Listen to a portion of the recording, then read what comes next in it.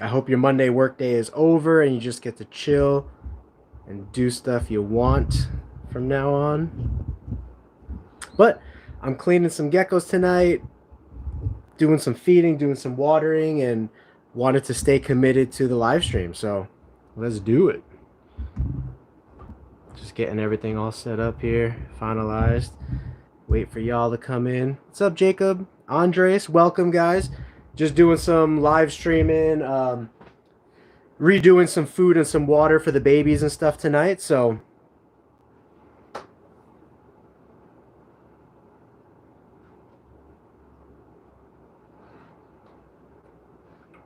hope your Mondays are going good, though.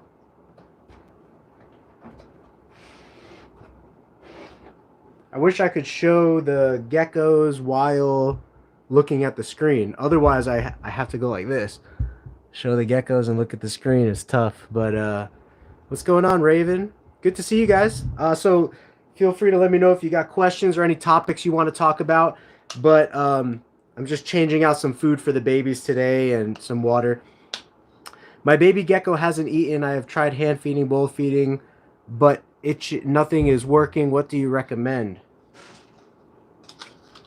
So how old is your baby? Most of our babies will take to food immediately, like right away. It depends on also stress levels of the gecko. Depending on the environment that your gecko, 1 week he has pooped about 4 times. So pooping is good. So how do you know he's not eating if he's pooping? That would be my question. If he's pooping, that's a sign that he's eating.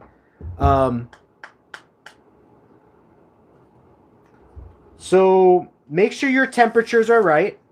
So let me know if your temperatures are right. Make sure the gecko has a nice humid hide to retreat to that it can feel safe. So check this out. Here is our little setup for our babies. What size tub do you have the babies in? Sometimes babies will not do good in larger size tubs, and they will do much better in smaller size tubs like this. Okay, 6 quart is perfect. What are you using for a substrate?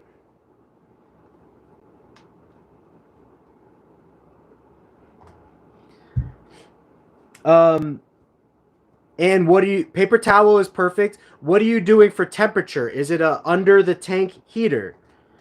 Because if the environment is too cold, that could make the gecko feel like it doesn't want to eat, you know, or it doesn't have the heat to digest. So you definitely want to make sure you have a hot spot of like 90 to 95 would be ideal. And then other than that, it could just be the hotspot is about 87 to 92. Perfect. Okay, so Andreas, try not to worry too much. Just know that geckos have personalities too, right? And depending on when you got this gecko, some geckos take longer to settle in than other geckos. Some geckos might take months to settle in and get comfortable into their new environment. Some geckos might not need any time to get comfortable in their environment. So it's good that you are giving him an eye of attention and trying to make sure that everything is right with this gecko. But I would just say keep providing a bowl of food for him. Make sure that bowl has calcium with D3 and try not to stress out too much, especially since he's pooping. That means he's eating something, right? He's getting something into his digestive system. How old is your baby too, by the way? I don't know if you answered that, but how old is your baby? And how long have you had them from? And where did you get them from? Because baby leopard geckos that are shipped, they can go under stressful situations and they can wind up going off of food for a little while. So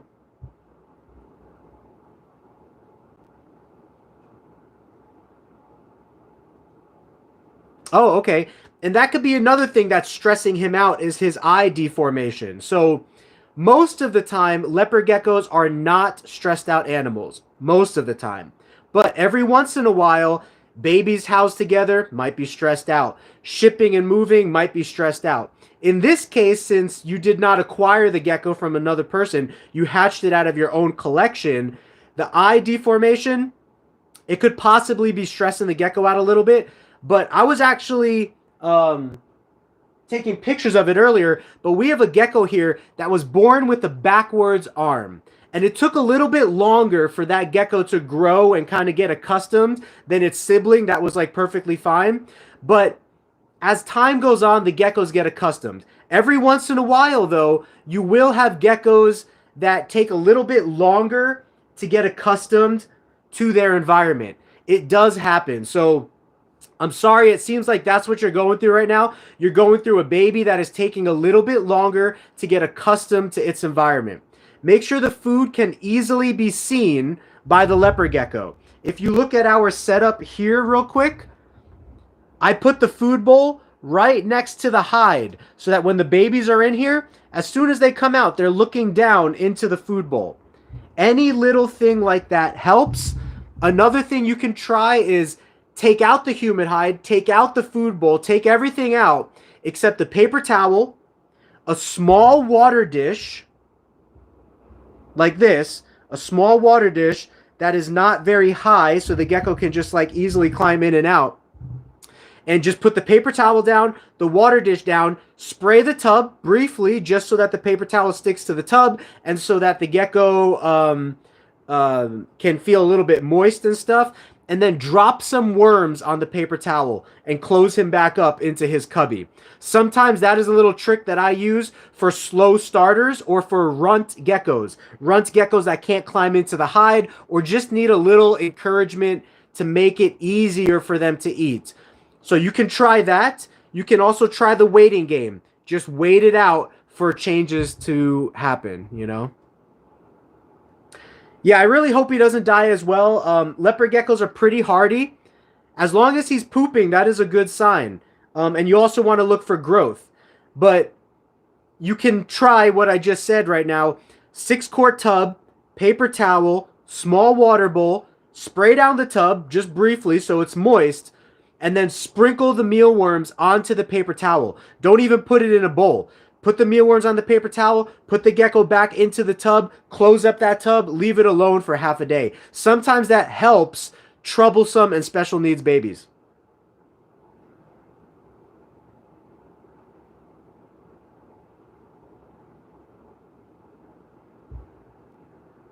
Would you say it is more worth it to build a rack or to buy a rack? I was thinking about a 45 6-quart tub and how much could you save? It costs about $700 to buy one versus building.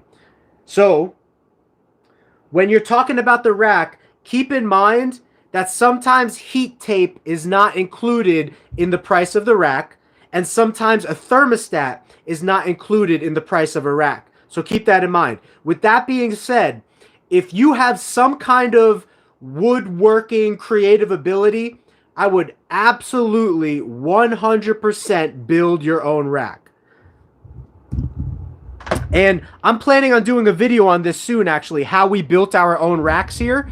But if you look, this is DIY. That's made by us. This is DIY. That's made by us. This is my baby tub rack.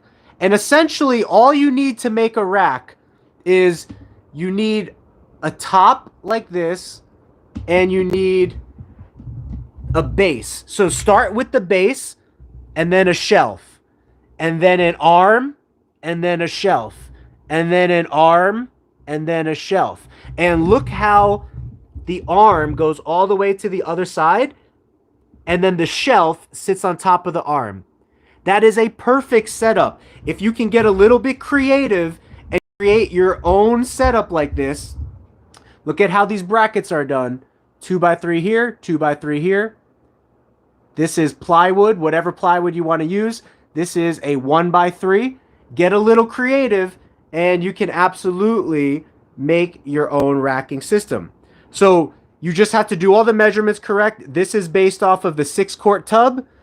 All of these are based off of the 12-quart tub. Okay, so find a tub and then do all your measurements and your woodworking. take it to Home Depot or whatever. They'll cut the wood for you there if your measurements are right. Expect for mistakes to happen, because so many mistakes happen when you're new to something. But if you keep pushing through, it's absolutely worth it. Because my rack system, to hold 45 adult leopard geckos, which is in a 12-quart rack, so 45 adult leopard geckos, it probably takes me, I want to say, about $150 worth of wood. And then I need to buy the heat tape. And then I need to buy the thermostat, right? And again, I just use the thermostat off of Amazon. So, in my opinion, you don't need to get the big fancy thermostats. You could use these little jump start thermostats from Amazon. They're about $40. They work really well. And then you will just want to get like a heat gun, or like some kind of other monitoring system, just to make sure that the probe is reading accurately. But those $40 thermostats from Amazon are perfectly fine. You don't need to spend $200 to $300 on a professional thermostat.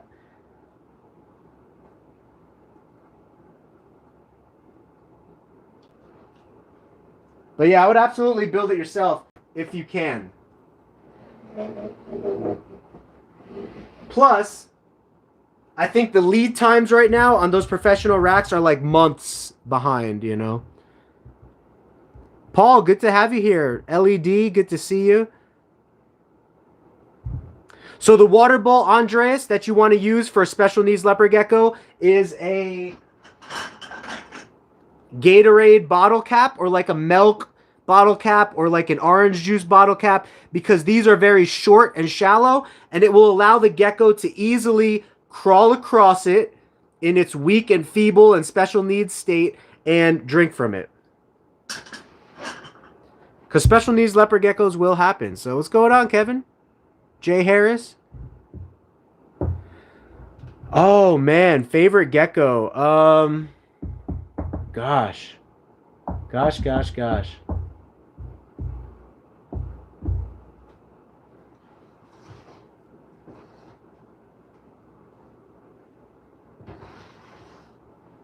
I probably do. Let's see, who is it though? I have a few of them that are really nice and well-mannered. The tangerine I pulled out right now was deep in shed, so it's hard to see her colors. But this is Zeus. He is one of our white and yellow leopard geckos here, and he has like really nice green patterning on his head, like a lime green pattern on his head, really bright yellow pattern, and he has created for us. He's so calm too, and look at that chunky tail. He's just my big, calm, chunky boy. So he's one of my favorites for sure. He's one that I definitely like let kids handle and stuff because of how calm he is. And he has produced some of the most beautiful bold striped leopard geckos that we have, because we combined him with a really beautiful and nice bold striped leopard gecko that is high yellow and deep black lines, and his color and brightness plus her color and stripes contrast made some amazing babies. So he's one of my favorites for sure. And I'll show you more as the night goes on too, but I'm trying to get some baby cleaning done. And as far as ball pythons, I'll have to get back to you on that and show you when I go into the ball python room, like which one is my favorite. Leave the worms in the tub for a couple days. You'll be perfectly fine. If the worms die, they die. Just let them crawl across the ground, because your little special needs gecko, again, if he doesn't have the whereabouts and the strength to climb into a bowl, he can more easily zap up the worms from the floor, The blue container. Oh, the blue container is Eco Earth. So if you look at that right there, that is Eco Earth that I am using to put into any of the babies' tubs that need some refreshment of Eco Earth. What's going on, Mohammed? Arif, good to see you again. Interact with you. Elliot, Shane. What size tubs do you use for your adult leopard geckos? Are 12 quart. There you go. I really like the 12 quart size for adults. I think it's a perfect size. We house 1 gecko per tub. And then the babies behind me are 6 quart. And we put 2 babies for every 6 quart until the babies are about 2 to 3 months old. And then the babies get adult tubs. Whatever babies we're keeping. I charge for small dubias. You charge by size, correct. So everyone has a different pricing. I do 15 cents is the lowest I will go for smalls and mediums when people buy in bulk. Like over 500 or over 1,000, I'll sell them for 15 cents or for smalls or mediums. And then I don't really sell larges because I sell most of mine when they're small. And the larges I just keep to be breeders. Because at that point, it's more valuable for you to keep the larges and turn them into breeders than it is to sell them for just like 5 cents more. So the lowest that I'm going right now for selling is 15 cents for dubias.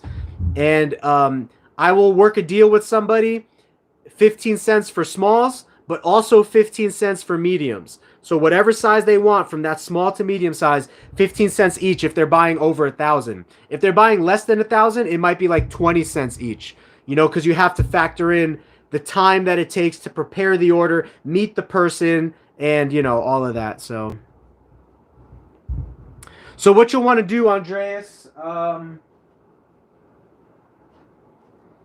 yeah, you do not need, Andreas, you do not need him to have a humid hide. I would just make sure that his area doesn't dry out too much. Make sure that his tub is a little bit moist. And then as he starts to come around, then you can, I'm trying to see where it is, but as he starts to come around, you can use an upside down hide like this and cut a hole in it so it'll have a door, and you'll just put it in the tub like this.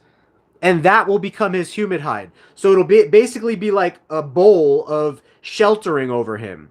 The problem with tall humid hides that geckos have to get in from the top down, if you have a special needs gecko that is a little bit impaired, that is a little bit weak, it might not be able to climb up and over the humid hide and get in through the top. That's when you'll want to use a hide like this, cut a door in the front, burn the plastic so it's smooth and doesn't cut the gecko, and just place that into the 6 quart tub, and that will be the humid hide. So I would actually do that if you want to give him an area of security. But for the next 24 hours, try this. Don't put any humid hide in there for the next 24 hours. Just put the gecko, the paper towel, the water bowl, spray it down, and sprinkle some worms in there. Try that for the next 24 hours. And then implement this if he's starting to eat. If you notice that some worms are starting to go missing.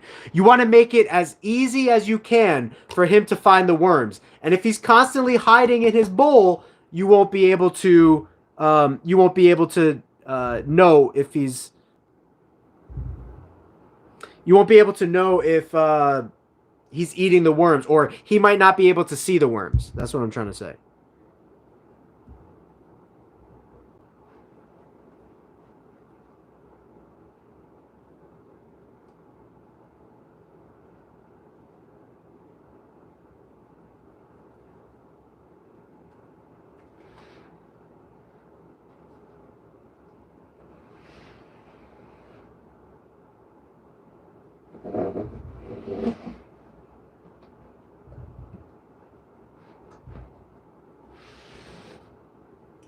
All right, so what questions we got here?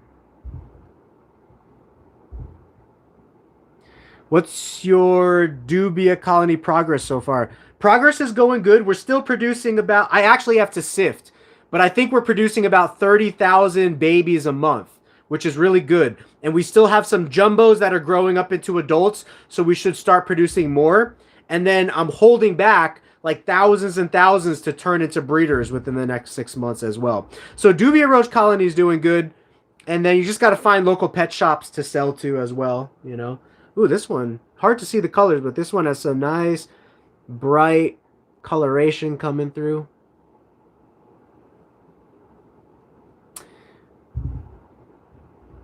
Hi, Geeky. My female gecko isn't eating like a week. I noticed she's ovulating. That is normal behavior, Mohammed. Don't worry about it. Sometimes females that are ovulating or gravid might eat less or might not eat at all for given periods of time. That's perfectly fine as long as she's not losing too much weight, which she probably won't. You're going to be okay. Just had to move my juvenile Leo from 12 to 6. He's doing...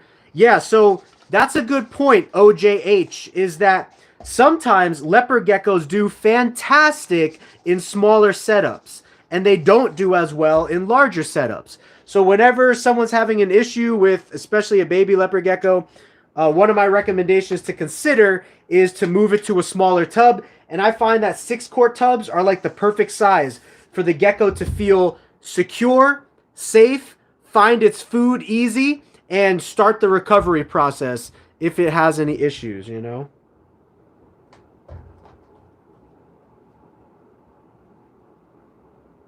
There's a rock in my eco-earth.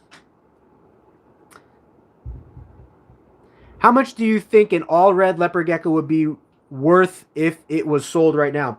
If you had an all-red leopard gecko, I would say, like actually red, I would say probably $5,000 to $10,000 because no one has anywhere close to a red gecko from what I've seen. There are some orangey reds, but no reds. So if there was an actual person that had like a red leopard gecko, an actual red leopard gecko, I'd say 10 grand, $10,000.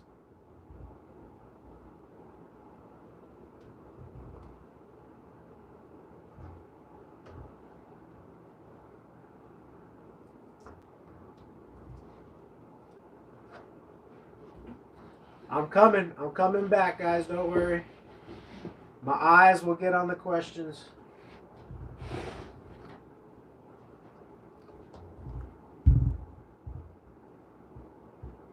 Hi, just checked on my sick girl and she looked like she passed on. Nope, she was splooting. Splooting? Well, I'm glad she did not pass on, Brenda. That is good. What is splooting, though? I'll have to ask you that. Shane, do you want to work with any other reptile species that you aren't working with right now? Good question, Shane.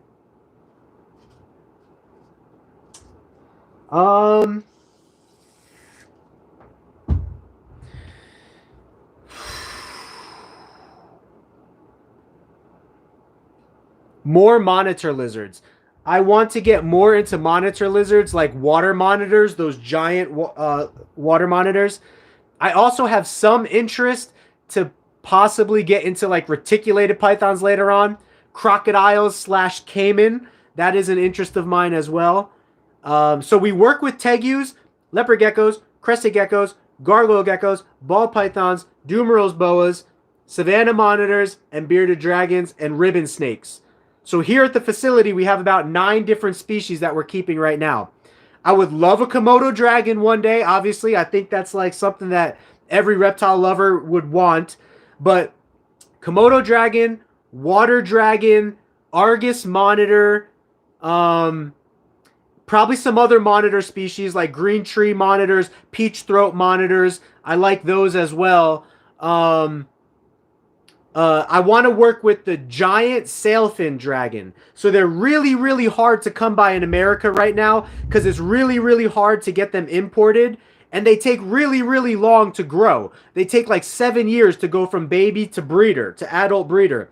But if you look up giant Indonesian sailfin dragon, they're all black. They have big crests on their nose and on their backs, like big fins, and on their tail. They look just like Godzilla. It's amazing.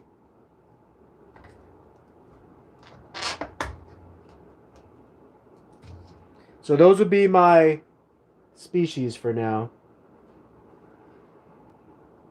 This one's a little skinny, but sometimes babies just don't eat as much as other babies. You know what I mean? She's got plenty of food. So that kind of goes back to our topic of individualism. Every little baby leopard gecko is going to be individually a little bit different than the next. And although most geckos give you no problem eating and gobble up and grow like crazy, you're going to have a few leopard geckos that do give you problems. You're going to have a few leopard geckos that grow at a slower rate, and that is okay, especially when you're a breeder. I know when you're a keeper and you only have one gecko and that one gecko is suffering or like not doing as well, when you're a keeper, that's really, really hard to swallow because that's your main focus is that one gecko. But when you're a breeder and you have dozens or hundreds of geckos to focus on, I would say give that gecko what it needs, give it its time, give it its space, and it will eventually come around if it's meant to be. And some geckos don't come around. Like I got some geckos here that are runty, like it grew up to be a runt. Another one grew up to be a runt. Like those kinds of things happen, you know? So good question though, Shane.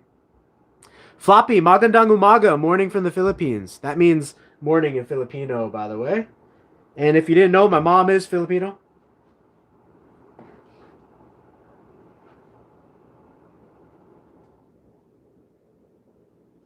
This gecko is just super, super sleepy. Actually, this gecko might have an eye issue. Check this out. So I just noticed this right now. See, I didn't notice this as a baby, but look at that eye. You see how closed that eye is? That's just another example how sometimes, you know, birth defects and deformalities will happen. And that could be a reason why this gecko is having a little bit of a slower start. Like you can see, its tail is a little bit skinny. Its legs is a little bit skinny. Its body, you can see its spine a little bit. Now, I'm not really overly worried about this gecko. It's a decent size. It's been growing for probably a month or so now. But I just wanted to show you guys that because that happens.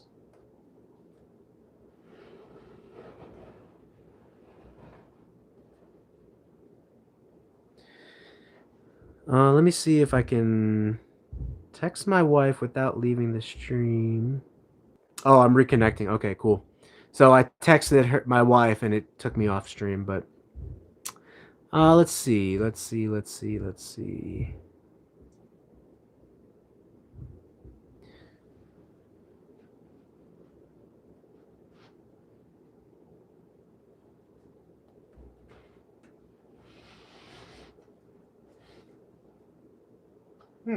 These geckos are getting kind of big.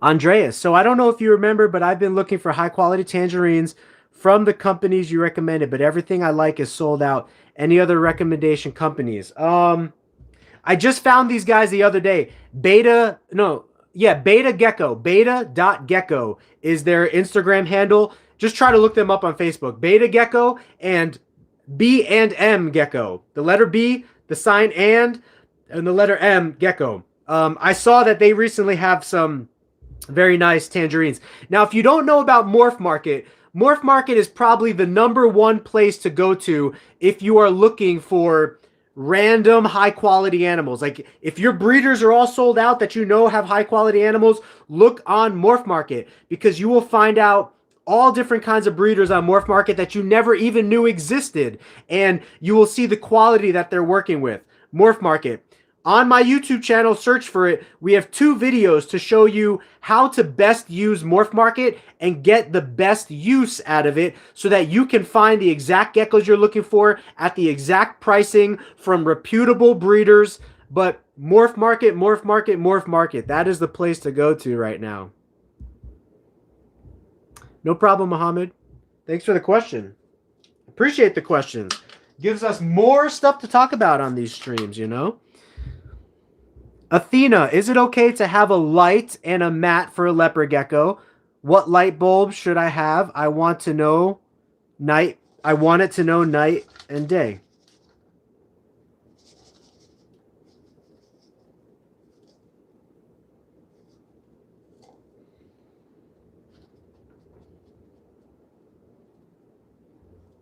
All right. So that's kind of a loaded question.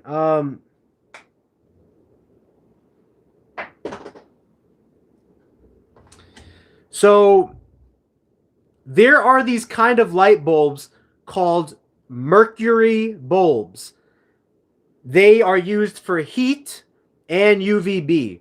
Now, when you're talking about lighting for reptiles, there's two different categories that you want to be concerned about: heat and UVB.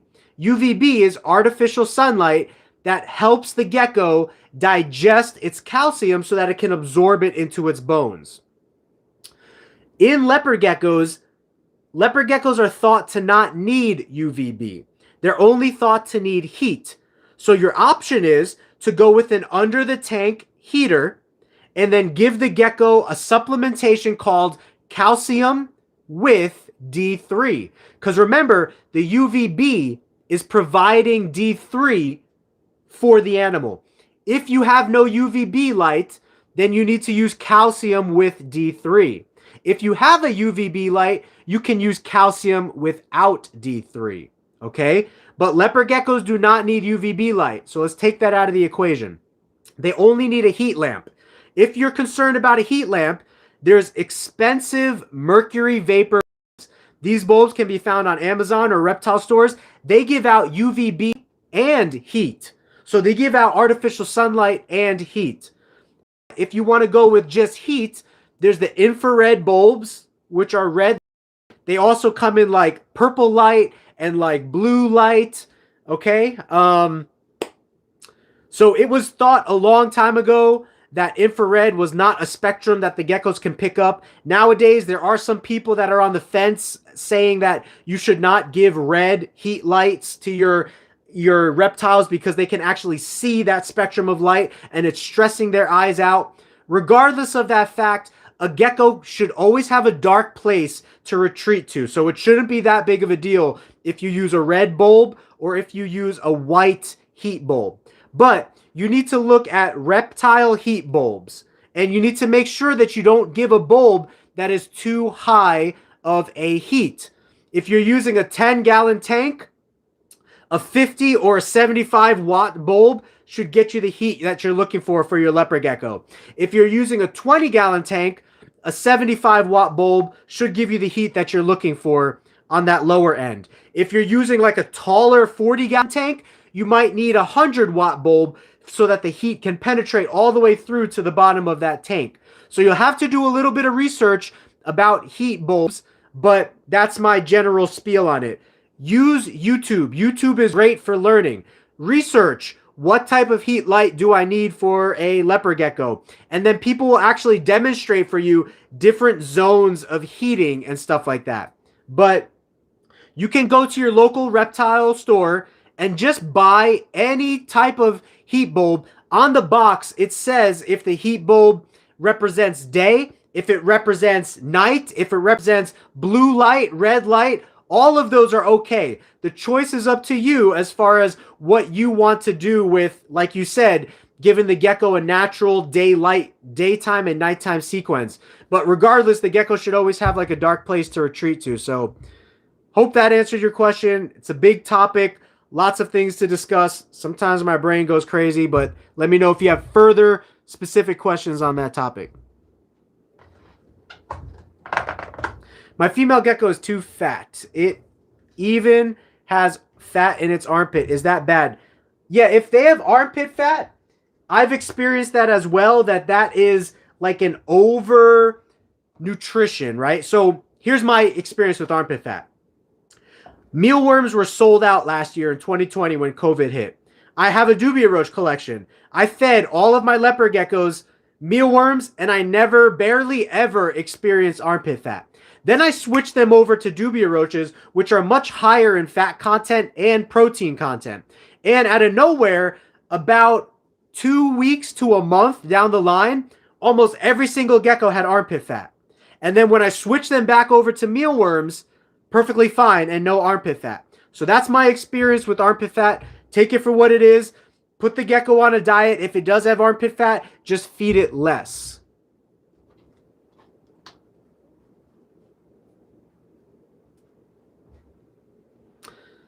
Just wondering if you handle all of your adult geckos. I handle my geckos when I change out their tubs, because we have about 200 leopard geckos right now. We have some tegus. We have about 50 ball pythons, dumerals, boas, ribbon snakes, social media. There's a lot for me to manage. So I don't really come in here and like do playtime. I don't do playtime with my geckos, but that's only because I have tons and tons of geckos. I made a decision, and I actually thought about it, and I said, Frank, are you okay being a breeder and sacrificing quality time with your geckos for the care of the geckos, for the love of breeding? And the answer to that question is yes. Okay.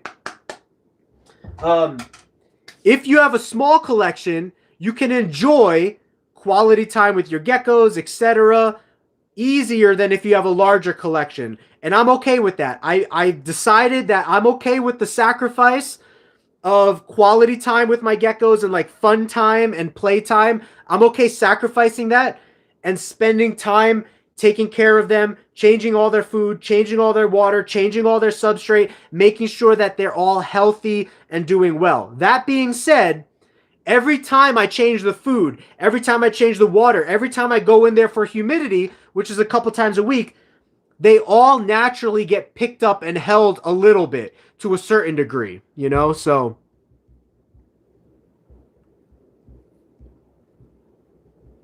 and like you said, it is tough to make time for them. So Enriquez, hi from the Philippines. I really like your videos. Thank you. Salamat. That means thank you in Filipino. Salamat very much. I really appreciate that. And that's another thing too. Like, not every breeder has to do social media. As you see, social media takes time. Like, I'm trying to clean these geckos right now, and I'm going so slow because I'm talking to you guys.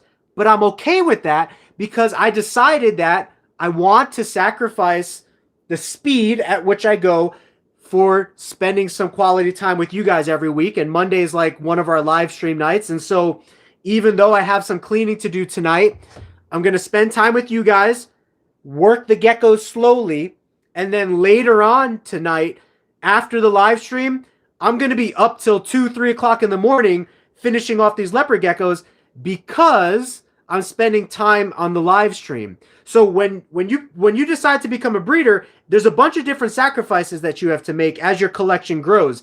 And I decided that I'm okay with that because I love making content. I love being helpful if I can. I love the breeding side of geckos, which is phenomenal. The colors, the combos, the contrast. I love all of that. And I decided that that is where I want to take my passion instead of having a smaller collection and my passion being more quality time. I'd rather have a larger collection and make my time spent for cleaning, social media, and breeding. And I'm okay with that, you know. Splooting is when they are resting in a weird position. Yeah, sometimes ball pythons are crazy. They'll be resting like sideways, like belly up, and you walk in there and you're like, oh my gosh, are you dead? And they're not dead. They're perfectly fine. But yeah, the same thing happens with leopard geckos too. Splooting, I like that word. I'm going to use that word in the future. So anytime you're in a weird position, guys, you're splooting.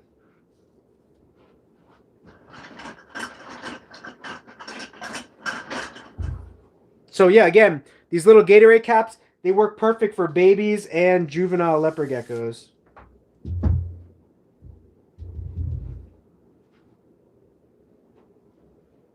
See, these babies are growing so fast. I didn't write the date on here. The date is in the computer of how old these geckos are. But there's 2 of these geckos living in the 6-quart container now. They're just about ready to graduate. If I had the space, if I had more adult racking, we're getting more adult racking built here soon. But actually, I'll be able to make space for them tomorrow. I just need to empty out some... I need to do some stuff to make space, okay? To make a long story short. But these guys are ready to go to their own adult tubs now. And they're probably only 2 months old, these guys. And you can see how big they are and how fast they're growing. Leopard geckos grow fast. If you feed them, they grow fast. Even if you don't feed them as much, they still grow fast. But if you feed them a lot, they will grow quickly. Which is one of the reasons why I love leopard geckos so much, is that you can go from baby to breeder sometimes in as little as 6 to 8 months. Other times in as little as 10 to 12 months. Oh, I need to actually get more mealworms. I'll be right back.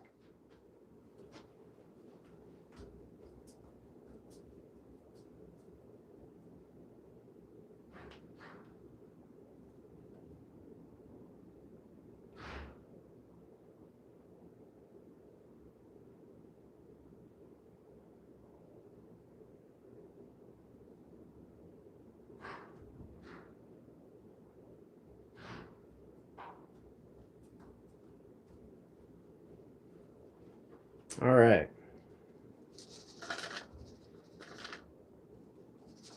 So I told myself, because I'm holding back a lot of these babies for breeders next year, I told myself I'm going to feed them a lot. I don't care how much it costs me. I'm going to feed them a lot so that we can get them up to breeder size within the next 6 to 8 months, you know. Can you make more videos on genetics and combinations and stuff? Haley, have you seen our genetics video series? We have a genetics series which has like 6 videos in it. And then we have a morphs series which has like 4 videos in it. And then we have a top 5 morphs series which has 3 videos in it. If you haven't checked out all those videos yet, please do. There's a lot of morphs and combinations in there. Look on our YouTube channel in the playlists section, and you can find each of those playlists there. Genetics playlist, morphs playlist, and top 5 morphs playlist. But to answer your question, yes, we will make more and more videos as time goes on of all the different combos that we're coming up with and everything. So, Floppy, anything? I'm doing good today, Floppy. Like most days, it's a little bit of a chaotic, busy day, but that's what's to be expected when you are working with animals, because stuff pops up, stuff happens, you know. I actually spent a good portion of the day today talking to my business partner about a ball python collection out here. Someone's getting rid of their whole ball python collection. It's like $80,000 worth of ball pythons, rats, racks, and all that kind of stuff. And he's willing to sell it for a lot less if somebody buys the whole collection. But I spent a decent amount of time today talking to my business partner about that to see if we want to take on this collection. And then also talking to another ball python breeder out here that I know to see if he wants to take on this collection. And we split the price with him. But let's see. Something good to share. Something good. Can I go with the classic, God is good? I mean, I don't know. I know everyone's not a believer in God, right? And like, that's okay. I understand. There's a lot of stuff. There's a lot of reasons to doubt in the existence of God. But just studying the world, to me, just from my perspective, creation makes more sense than evolution per se. Because I think if evolution was a reality, we would still see things evolving, right? Monkeys would still be evolving into humans, but we don't see that. Birds would be evolving back into dinosaurs, right? Lizards would be evolving. Like, there's a difference between, evolution and, what is it that I always say? I can't remember what I always used to say, because I actually use the word evolution a decent amount nowadays. But there was another word that I used to use, which was, it's on the tip of my tongue, it's on the tip of my brain. Evolution versus adaptation, right? For example, humans have adapted to be taller. We've adapted to have different color skin.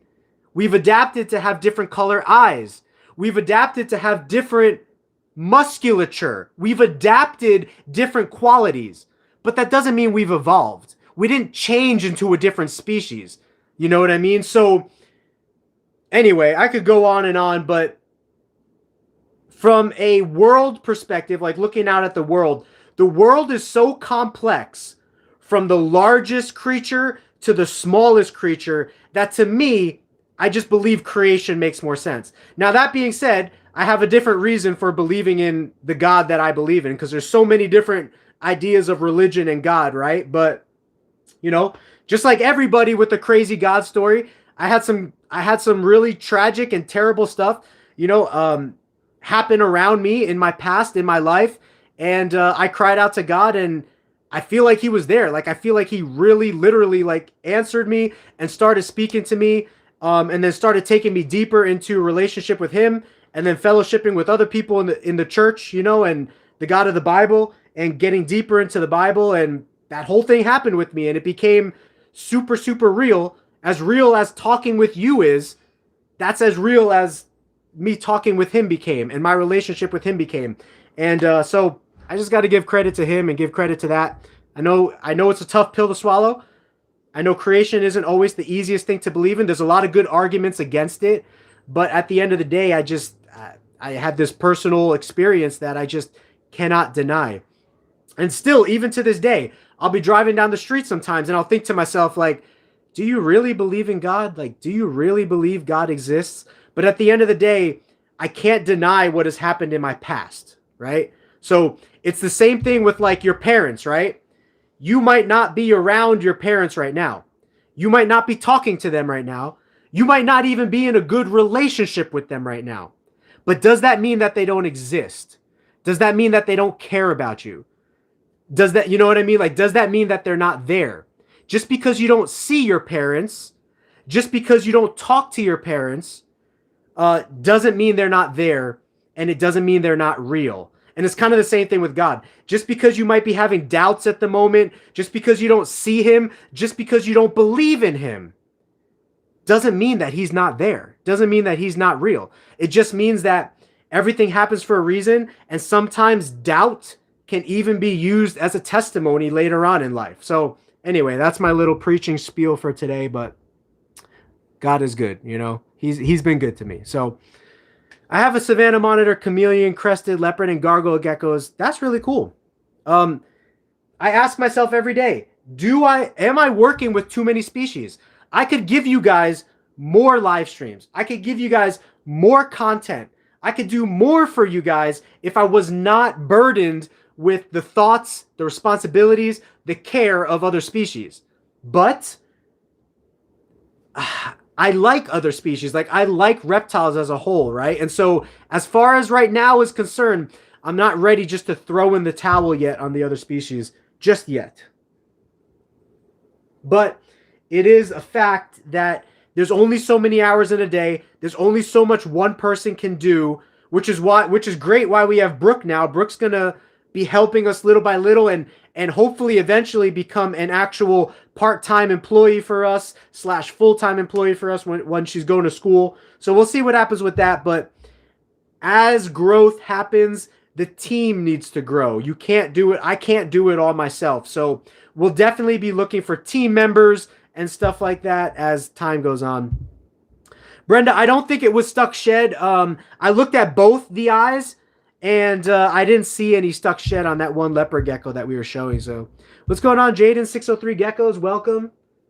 We were talking about deformalities sometimes. Here's a little leopard gecko that was just born with just a little bit of a short tail. Like, the tail is just a slight bit amount stumpy at the end. I don't think it's regen. It doesn't look regenerated to me. It's just slightly stumpy. Earlier in the show, I showed how one of our geckos had like its eyes closed, and that looked like a deformality. Sometimes special needs happen when you're hatching dozens and eventually hundreds of leopard geckos. Deformations will happen, and special care and attention might need to be given to certain animals and geckos. Yeah, Urban Gecko is great. That was one of the companies that I think I recommended to the person. But if they're out of what you're looking for,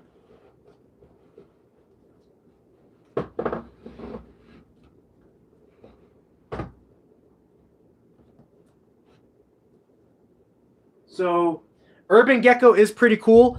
We will probably be purchasing from Urban Gecko in the future, just because any leopard gecko breeder who has been established for 20, 30 years, they're going to have some cool stuff. And it's worth spending the extra dough and investing in some high quality animals that can be used, you know.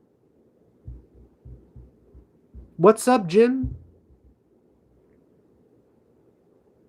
So the best thing to breed a Diablo Blanco to, believe it or not, is another Diablo Blanco. You could breed a Black Knight to it. You could breed a Tangerine to it.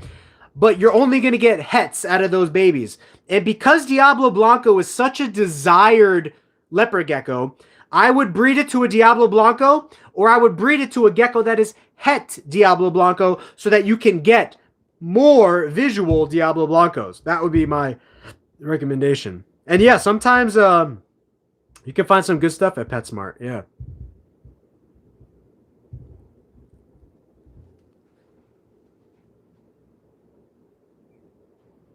Oh, and a little baby geckos. They're so cute. They just come out to their little food bowls and their water bowls. This gecko's literally sleeping over its water bowl right now. And there we go, it's licking. So, leopard geckos actually do really enjoy drinking fresh water. So whether you spray down your tub like some breeders do, or whether you give them a bowl of water like other breeders do, leopard geckos will definitely take advantage when you give them fresh water. However that means is that you give them fresh water, they love it. So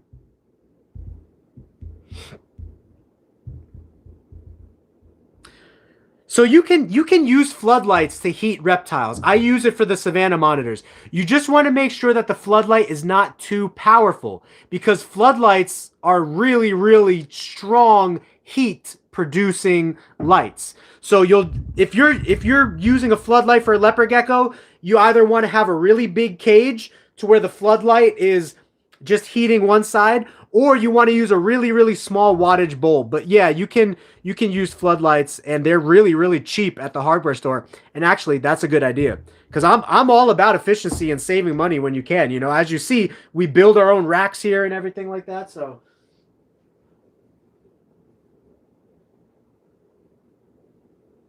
Oh, and that gecko that was just drinking from the bowl right now, that's the one with its eyes closed. So it just shows you their sensitivity with their tongue. They can sense so much of what's going on inside of the cage.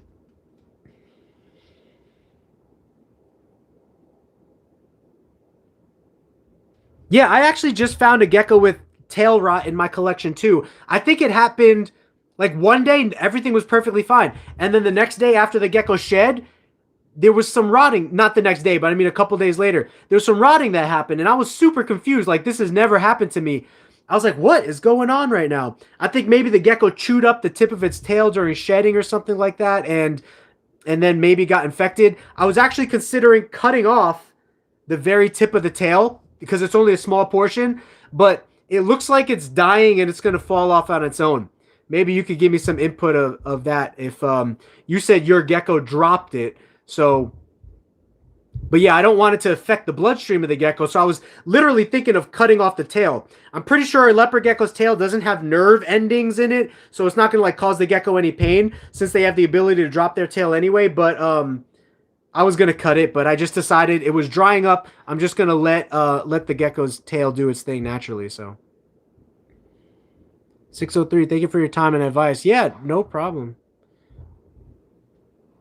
I am afraid of my area starting to ban reptiles. That's why when you're working any business, you want to make sure you got the spread covered.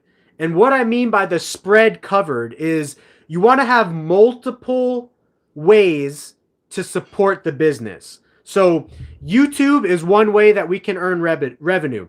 Selling geckos is another way. Dubia roaches, ball pythons, Tegus. There are 5 main revenue streams that GeekyGeckoCreations has right now. If one of those streams goes down, we still have the other 4 to support the business. If 3 of those streams go down, we have the other 2. But yeah, if anybody doesn't know, reptile bans and stuff are happening all over the country. US ARC is a reptile group that is fighting for our rights as reptile keepers to go against these bans. But it's a very legitimately scary situation where reptiles could get banned. Yeah, so I am scared, especially in Arizona, which is a state where 90% of your reptiles out there can survive if they get out into the wild. That can easily be argued by the government or by PETA or whatever that Arizona should be shut down just like Florida. So I am worried about that. But at the end of the day, you can't get caught up and worry too much. You just have to do what you're doing, focus on what you're focusing on, be smart about your investments, have multiple streams of revenue so that if something happens, you can kind of bounce back a little bit easier. So, oh, that's cool to say. Saskatchewan. You'll have to kind of phonetically pronounce how to say that, but that's really cool. Saskatchewan. Drop tails usually grow back within a couple of months, but yeah, they usually grow back pretty fast. Have you ever thought about adding bearded dragons? Actually, yeah, I have one bearded dragon right now. I tried to breed her this year. I took her to my friend out here that breeds bearded dragons, and she didn't breed. I would like to breed bearded dragons in the future when I have more space and when I have more time. Because bearded dragons take a lot of resources. They take a lot of food. Food. You're hatching about 60 to 90 baby bearded dragons from every single female every single year. And all of those babies are eating very expensive dubia cockroaches. So once I have the infrastructure to feed the babies and the housing to raise the babies, there's a good chance I'll get into breeding bearded dragons in the future. That is a species that is on my radar to breed because they are the #1 selling reptile in the world, or in the United States at least. And then under that, I would say is probably leopard geckos and crested geckos. Sorry, lizards. Ball python is by far the #1 most selling reptile in the world. Then bearded dragons, and then I think it's like a two-way tie right now for crested geckos and leopard geckos. Leopard geckos used to sell way more than crested geckos, but crested geckos have now surpassed leopard geckos, I believe. And one of the reasons for that is because of content. I don't think that there's a lot of leopard gecko breeders creating a lot of content out there for people to get excited about and joyous about. And so that's one of the reasons why I really prioritize the YouTube channel. Is I enjoy it. I love teaching and sharing what I've learned, mistakes, failures, successes. I love doing that, like, don't get me wrong. But also, I think that the more content creators there are in a certain niche, the larger that niche is going to grow. So there's a lot of breeders out there that kind of get scared off and they're like, oh no, you're stepping on my toes. You're stepping on my territory. But I think that's the completely wrong perspective to have. I think that me and the people that I have the ability to reach and the people that they have the ability to reach are actually increasing the overall size of the hobby. So although, yes, some of your customers might come to me, some of my customers might go to you. I mean, look at how many people, look at how many other businesses I'm promoting right now because I don't have any geckos to sell for myself. Urban Gecko, Suburban Gecko, Bubba's Geckos, Geckopia, Geckos, etc. JMG Reptile, LM Gecko, Beta Gecko, what else is out there? What was it? What was I just saying? B&M Gecko, I think I was saying earlier.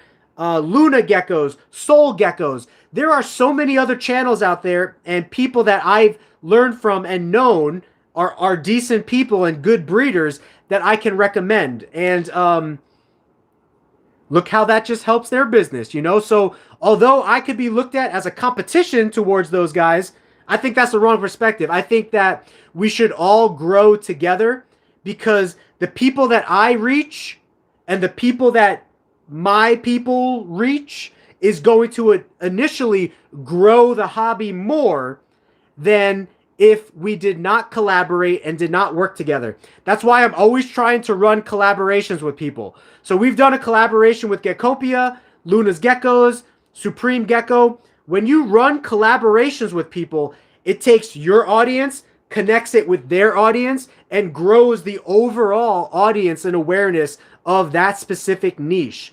I think that's so key to this hobby growing and to individual small reptile businesses continuing to have a market and be successful is when we support and promote each other. So how much is a lot for feeding? I make sure that all of mine have worms, but they don't eat very much. Could be all them ovulating. Yeah, so feed your leopard geckos during breeding season. Feed your females as much as they'll eat. So our females over here, they will get like one small scoop of mealworms. That scoop is probably 60 to 70 mealworms. They'll get that at the beginning of the week. And then later on in the week, when I check all the tubs again, if they ate all their mealworms, I'll give them more. If they did not eat all their mealworms, I'll give them less. You know, because you don't want to waste worms. So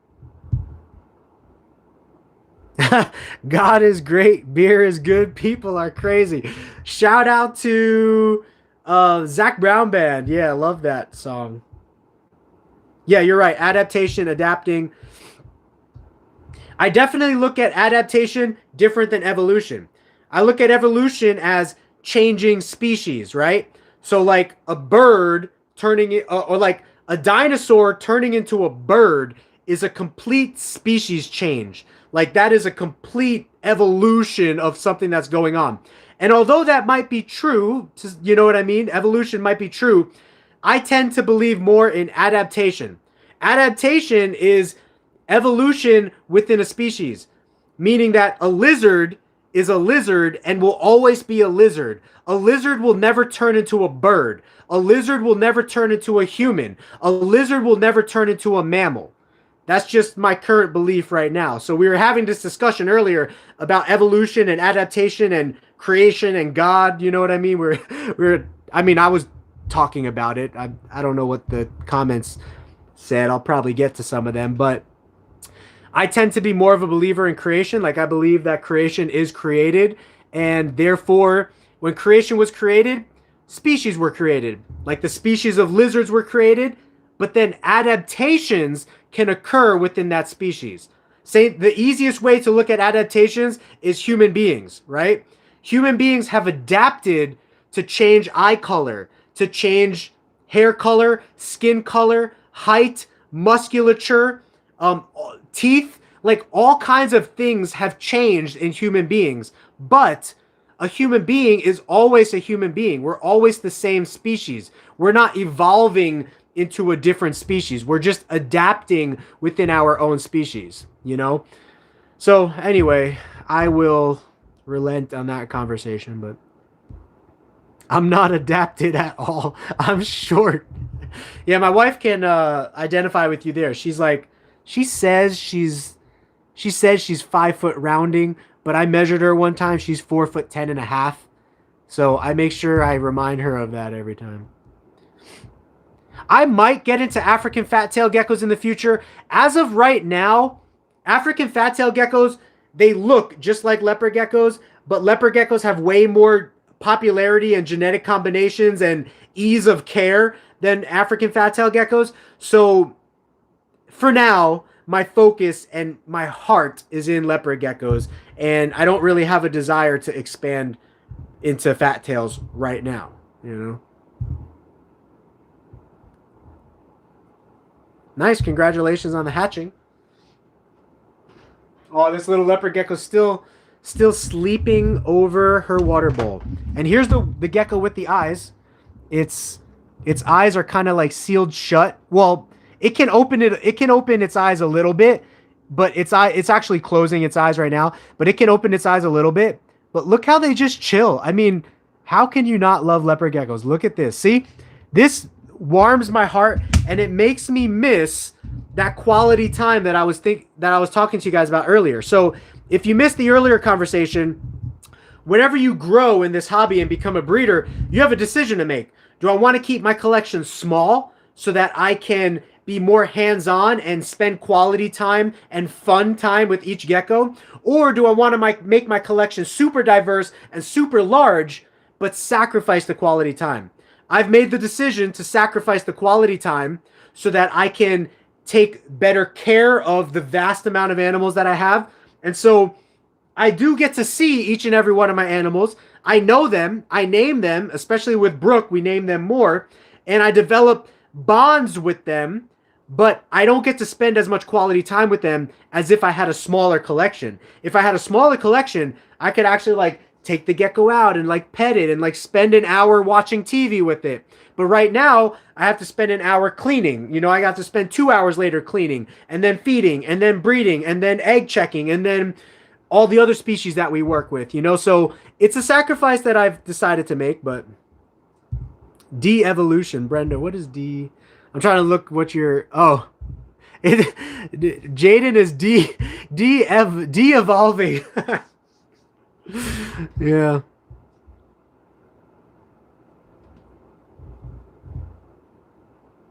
Yeah, and the human species has such an amazing ability to connect with the spiritual realm, right? Like, I do believe in the spiritual realm. I believe that we are more than just a physical body. And when you think about spirits and emotions and souls and eternity, it really trips your brain out. But I just feel like there's more to us than flesh and bone. I really do, you know? And so kind of touching on what Brenda was saying about, you know, we have this ability to like picture our family members with us or like picture them watching down upon us. And, you know, we really won't know the full truth of all of that until we actually die and experience the spiritual realm in full.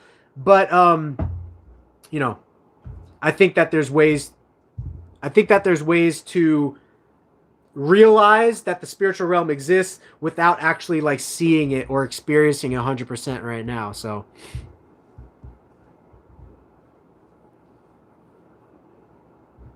yeah, that's cool. You like your fat tails better than the leopard geckos. There's a world for everybody in this market, you know. All right, who needs water?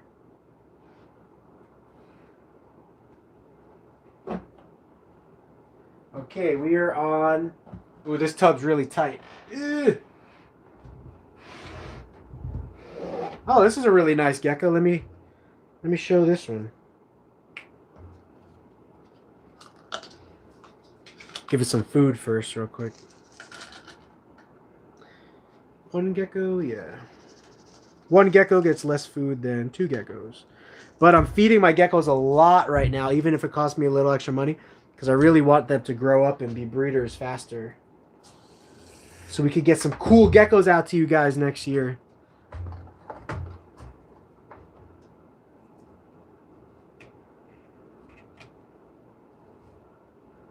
All right. Now, I know it's so cliche. Everyone always says, oh, camera doesn't pick up the quality. But it doesn't, though. But you can still kind of see a little bit of the orange going on in this gecko. It's got really nice orange coloration to it, so this will be a nice holdback. Bam. What should we name this little one, huh? We can name it. You guys can help name the geckos. Ah, so hard to show, sorry. There you go. Brooke is taking on the project of naming all our leopard geckos little by little. For you who have met Brooke.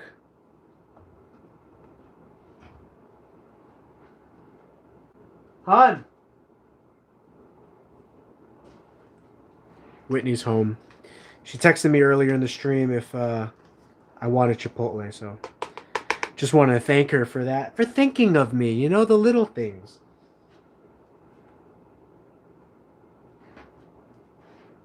I think I told this story before. It's kind of a funny story, but when we were first dating, I would be the one that would ask her more. When I was out, like, getting fast food or, like, coming home, I would be the one to call her or, like, think to buy food for her. But now those roles have changed a little bit, and she asks me more than I ask her. she'll just like call me randomly, like I used to do for her, and be like, "Hey, I'm at Taco Bell. You want something? I'm at Burger King. You want something?"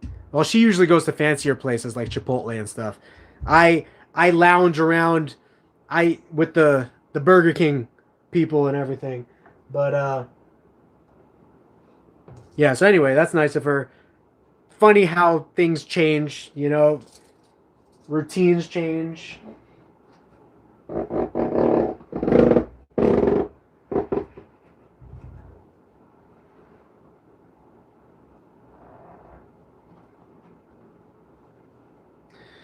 Cool. Let's see. My female Leo is not eating at all. She's an adult. I thought maybe taking her to the vet, but her poops look normal. She doesn't look sickly skinny. Could that just... Yes, that could be because of breeding and brumation. Those are the two reasons. Since brumation is over, I think it's still because of breeding season. Excuse me.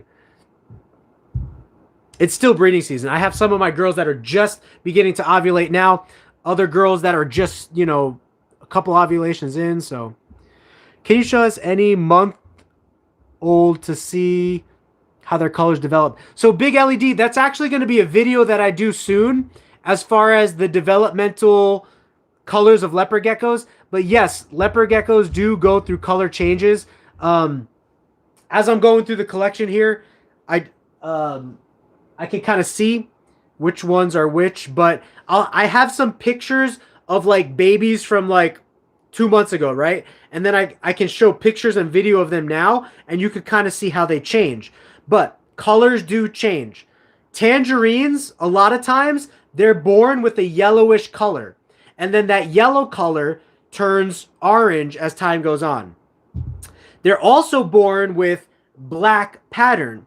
And over time, for the geckos that I have, that black pattern will turn purple. And then that purple will turn green. For the albino tangerine leopard geckos, the tangerine, the black color will be brown.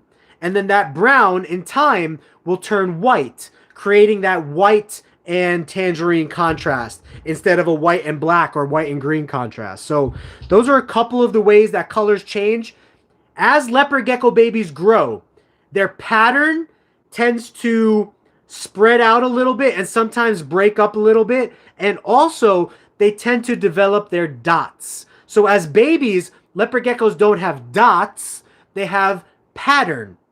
And then that's like zigzags, lightning bolts, bold stripes. All of that is pattern, right? Bands. As time goes on, leopard geckos' dots will begin to come in. Their small spots will begin to come in, depending on the species. And that's one way that colors develop as well. So, yeah, you could breed a giant male to a normal female. No worries there. And vice versa. You could breed a small male to a large female. Sometimes the size differences creates a little bit of problems or trouble with breeding. But for the most part, size is not going to matter. A big male can breed with a small female, and a small male can breed with a big female. You know, either of that is okay. So I'm actually just going to focus on just your questions, because it's hard for me to clean and look at the questions. So I'm just going to do a little bit more of questions and then end the stream and go back to cleaning full focus. So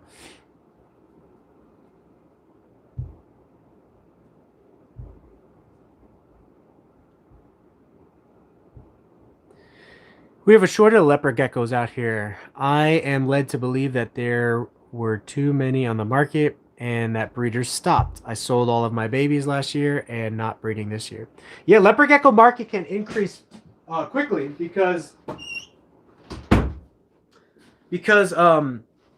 they produce. Now, they don't produce that many babies per year, but babies can grow up within 1 year and become breeders the next year. So it is a fast growing animal, and therefore it's a fast breeding animal, and therefore it's a fast multiplying animal. Okay? But here's my thought on that. The reptile hobby as a whole is growing in leaps and bounds. 10 years ago, you would not see the amount of interest in reptiles as you see now. So now is the time to get in. Like, now is the time to start a company, to become a breeder, because the business is just at that booming point right now. And it's only going to continue to grow, especially with awareness and collaboration. So if you missed my rant earlier about collaboration, I think it's so beneficial to stop viewing each other as competitors and start viewing each other as collaborators, because at the end of the day, my business and the people that follow me will be recommended to follow other people and to purchase from other people when I don't have supply, you know, and especially when the people that follow me, let's just say our channel here, you have friends, you have siblings, you have other people that you know that can get into reptiles that you might share the passion with. And so whenever you collaborate and whenever you bring people together instead of pushing people apart, that only grows the niche and grows the hobby as a whole. So where would you like to be, will your business, in 5 years? In 5 years, I would like to have one of the largest leopard gecko, one of the largest quality leopard gecko collections in the United States. That would be one of my goals. And I would like to have one of the largest quality puzzle ball python projects in the United States. And I would like to have, it's tough. It's tough. The dream changes sometimes, but my dream has been, up to this point, to actually have a reptile facility that people can come to, visit, interact with, learn about reptiles, purchase reptiles, kind of similar to what Ty Park is doing in Florida. Thank you for that $1.99. Whoever donated that, I will get to you in the chat. Really appreciate that. If you guys don't know who Ty Park is, check him out on Instagram. He has a place that he is building called Iguana Land. And it is a large interactive facility in Florida that people can come to, and they could see the iguanas, the monitors, the pythons. They could see everything that he works with. They could buy babies. They could ask questions. They could interact with the animals, like species that you don't normally get to see. I would love one day to have a reptile zoo / park. Is that going to happen in 5 years? I don't know. But within 5 years, what I would like to have is a large leopard gecko collection, a large Tegus collection, ball python collection. I really, really enjoy these three species. And I think they're so popular. They sell really well. They make great pets. And so I would really like to expertise and focus on those three sets of animals.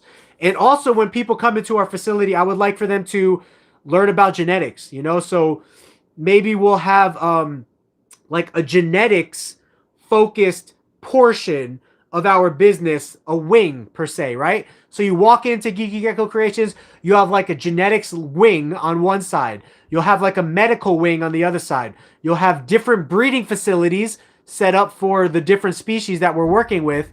And then we'll also have an outdoor section. You know, I would love to do crocodiles one day and stuff. So I know I'm just kind of like dream spitting right now, but that's the direction that I think we're going towards. But within 5 years, we definitely want to be established in leopard gecko breeding, ball python breeding, and Tegus breeding. That will be the 5-year goal, let's say. I got leopard geckos today. They're still babies. Really cool, Kyla. Welcome to the leopard gecko family. Nice, Jaden. Glad that your geckos are clean. Yeah, so tips for shipping your first gecko. Whatever shipping service you're using, try to look at their shipping method and find out where the layover is, okay? So I'm in Arizona. If I ship a gecko to New York City, the gecko is going to have a layover in the middle of the night. My temperature might be 100 degrees here at 6 o'clock at night. So I might not need a heat pack here. But let's say it's going to Memphis, Tennessee, which is a layover before it gets to New York. And let's say Memphis is having a snowstorm that puts it at 32 degrees. Then I might want to put a heat pack inside of the Gecko's box, because it's only going to be in Arizona for a couple hours. And by the time the heat pack heats up, it's going to be in Memphis and then in New York, where it's like, 20 or 30 degrees Fahrenheit. So that's just an example. At this time of year, I don't think anybody needs heat packs for the most part, unless you're maybe going to Canada or somewhere crazy. But check your weather, check the layover weather, and then check the end destination weather.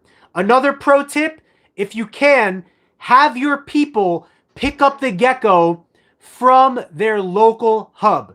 So as you're shipping your Gecko, you have the choice, you have the ability to see the hub that it is going to pass through before it reaches your customer's house. So there's the hub and there's the house. Have your customer pick up the Gecko at 9 o'clock at the morning at the hub, because otherwise the Gecko sits on a truck all day and it's at the mercy of the truck driver and the elements. If the sun is beating down on that truck, if the truck driver stops for 2 or 3 lunches, your package gets delayed, right? Now, although FedEx has a guarantee of timeliness, sometimes that timeliness, especially during COVID, is not upheld and is not something that can be relied upon. So a personal practice of mine right now, whenever I ship an animal, I will always try to tell the customer, hey, I really prefer for you to pick up the animal at the hub instead of in your city, which is usually anywhere between 10 to 15 minutes away from the person's house. I really prefer you to pick it up at the hub because it's more safe for the animal and it's more safe for you to receive a healthy animal on time, and you could drive it back to your house. So those are a couple of pro tips. This year we are breeding high quality tangerines. A lot of the tangerines that we're working with right now are pretty decent quality, and we're going to be turning them into breeders next year. All of their babies will be turning into breeders next year. Obviously I'm biased. I work with my own collection, but I invested in the animals for a specific reason. All of our tangerines came from 2 parents. 3 years ago, it came from a mom that was a really nice, pure, hypo orange mom, no pattern whatsoever, and a dad that was a nice orange, but I called him Skittles because he had like purple and green colorations to him. So when you combine those 2 lines, a lot of our tangerine babies, they have nice purple hues, green hues, orange hues. That was really the desired goal, and so that's what we're expecting for our tangerines to look like over the next few years. Name it Tangy. Maybe I will. Tangy. Tangy, tangy. Tangy, tangy. I'll see if I can find which gecko it was here in a little bit and write down that name, but that sounds pretty cool. Mama Jama. Mandy, short for Mandarin. Mandy is cool, so got some cool name recommendations here. Tangy, Mama Jama, Mandy, Marmalade, Lady Marmalade. How do you value your hatchlings when you sell them? So that's a good question. The value of an animal in general is based off of a lot of people are going to have their opinion, right? The value of an animal is what someone will pay for it, blah, blah, blah. But in general, there's a really easy way to find the value of your animal. Morph market. I was promoting it earlier. Morph market, morph market, morph market. And competitors. Look at your competitors, which are on morph market, and look at what they're selling their geckos for. Look at the quality of their gecko. Look at the quality of your gecko. And increase or decrease the prices of your geckos based on the quality of their geckos versus your geckos. Okay? So that's it. That's the answer. And that's completely up to you too. If you have time to wait for somebody to buy an animal at a higher price, that's different than trying to sell an animal quicker for a lesser price. So let's say I pop out a baby right now, and the baby is easily a $500 baby. Let's just say I can wait. I can put that baby on Morph Market and try to wait until someone buys it for $500. That baby might not sell for $500 until 6 months from now. Or I could sell it for $200 and it will sell tomorrow. That decision is on you. If you want to wait and sell it for more, or sell it for price it at a lower price and sell it quicker. That being said, always keep expense per month cost in mind. Thankfully for leopard geckos, they are very, very low cost to raise for 6 months. To raise a leopard gecko for 6 months in a breeder setup is probably literally like $10. It's like nothing, right? So if I sell a gecko for $500 6 months from now, subtract $10, and what I really sold that gecko for was $490. That's the profit margin on that gecko, minus your other expenses, of course, right? But for ease of conversation, let's just use that $10 food bill and space bill as an expense. Tub, $3. Food, $7. Total expenses, $10 for one gecko for 6 months. That's just an estimate. It could be less, could be a little bit more. So a $500 gecko minus $10, now it's worth $490 profit on that animal. Or you could sell it overnight for $200 and miss out on $390 worth of profits. Choice is up to the breeder. Because remember, your time is valuable too. And every gecko that you keep, one gecko might not cause you much more sacrifice of time. But if you hold back 100 geckos, that's sacrifice of time, sacrifice of care, sacrifice of food, you know, so. Is Super Giant Tremper Atomic Tangerine? Oh, LE Super Giant. LE Super Giant? So Super Giant Tremper Atomic Tangerine. You could name a gecko whatever you want. You could call a gecko a Black Knight. But unless a gecko is visually good quality, it's not worth that much money from a line bred trait. And tangerines, the Atomic Tangerine is a line bred trait. So whenever you're talking about line bred traits, it's all about the visuals. If the animal does not look like it's worth $500, it is not worth $500. When you're talking about line bred traits. When you're talking about Mendelian traits, like you might have a normal leopard gecko that's het for albino, het for eclipse, het for blizzard, het for, what else is there recessive? Let's just say it's het for cipher, John Scarborough's new big recessive. It's het for all of these things, but it looks completely normal.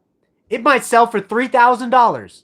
And John is selling some het ciphers right now for $3,000, and they look completely normal. Well, I don't know. I heard this a while back. Let's just say he's selling some het ciphers, which is a new recessive gene that's up and coming in the leopard gecko world. It's brand new, which is why it's so valuable, because not many people have it yet. This animal looks completely normal, but it's worth $3,000? Why? Because of the het cipher gene in it and the other hets in it. Or you could get a line-bred animal. Line-bred animals are all about the visuals. You're either going to have a good quality tangerine or you're not. And depending on the quality of your tangerine, depending on the quality of your Black Knight, that will increase and decrease the price.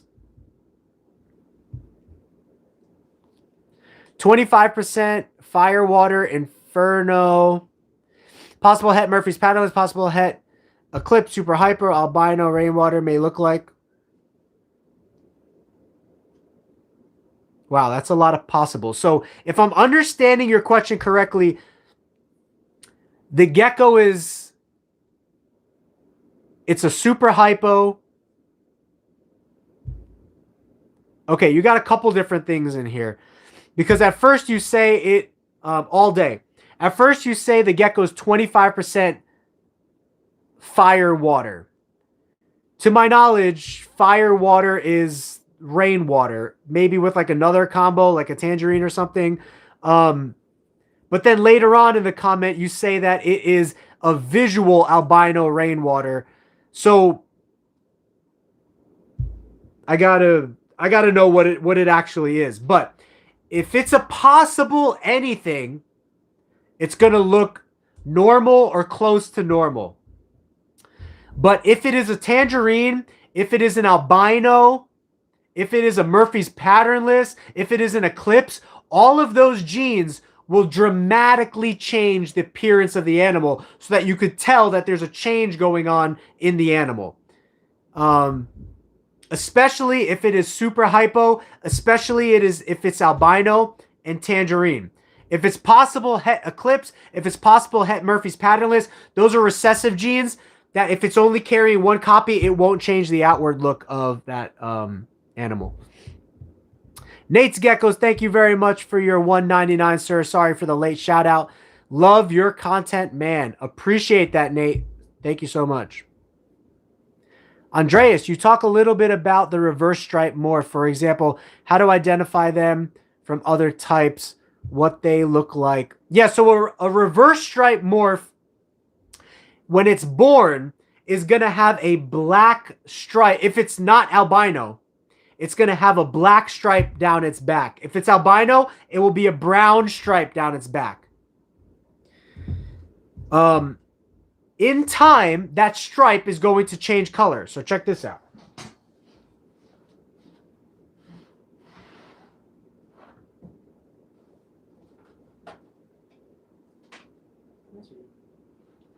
So when this gecko was born, it was a reverse stripe, and the stripe was completely black down its back. As time went on, the stripe turned purple because black will oftentimes turn into purple from leopard geckos. That purple then turned into lime green. Because this is a tangerine leopard gecko, a lot of times the black pigments will turn into lime green when the gecko is older, okay? Not the spotting. You see the spotting? Spots are usually always black, but the pattern, the black stripe that was down this gecko's back has now turned green, basically.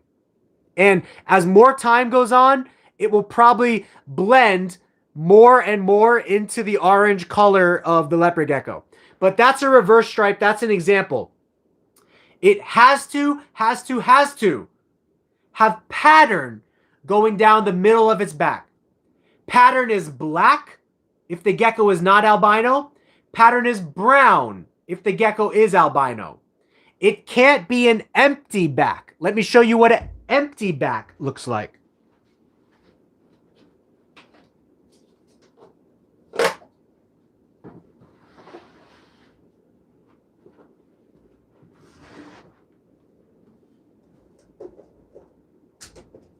Okay, so this looks similar.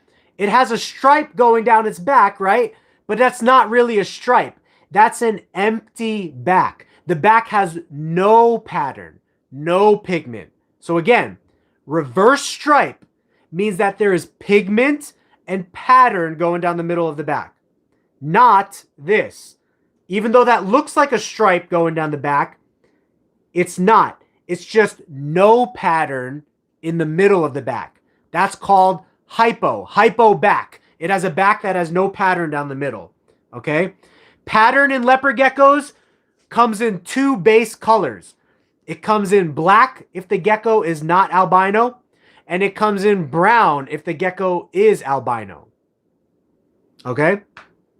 And then if the gecko is albino, a lot of times the brown will turn white as the gecko gets older.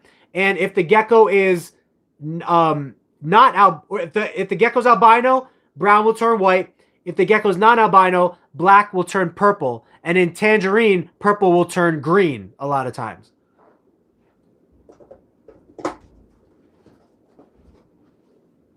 So there are color changes that leopard geckos go through, definitely, for sure.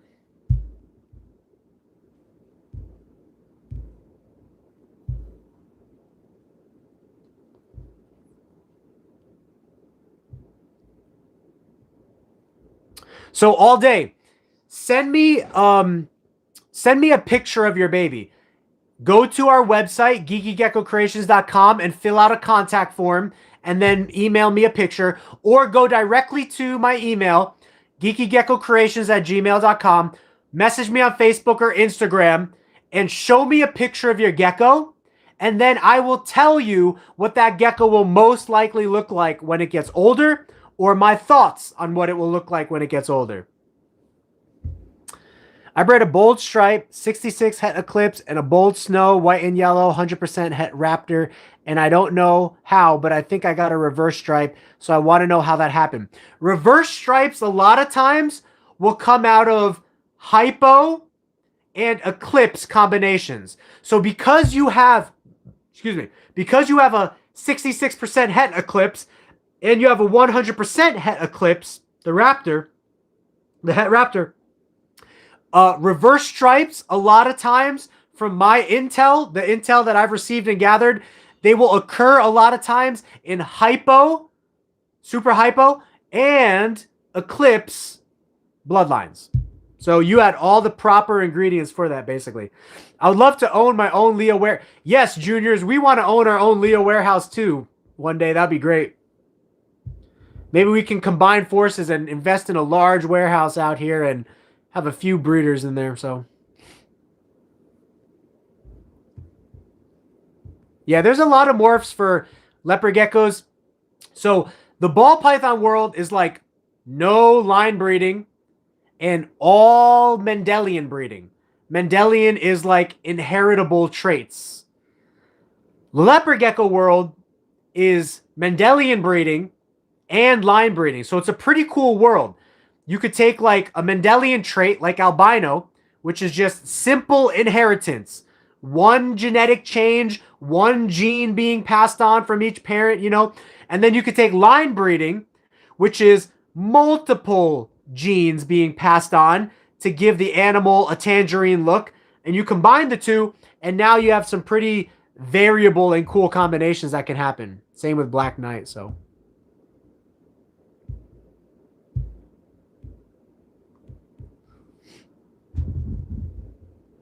If you have a gecko with a lot of genetics and breed to another, would you get a normal? Or does it depend on... Yeah, it depends on the genetics of the leopard gecko. So, Brenda, we have a genetic series. Please check out our genetic series if you want to learn more. There's 6 videos in that series that cover in detail what genetic traits are happening in leopard geckos. But basically, there are dominant traits in leopard geckos, and there are recessive traits in leopard geckos. Dominant traits only need one copy of the trait to show its visual change. Recessive genes need 2 copies to show its different physical change that's happening in the leopard gecko. And that's the basic gist of it. Genes are always inherited in pairs. Can you imagine why? It's because it takes a pair of geckos to create a gecko. So dad passes on one gene, mom passes on one gene. Based on the genes that pass along from that gecko's DNA, that's what the geckos will wind up looking like. So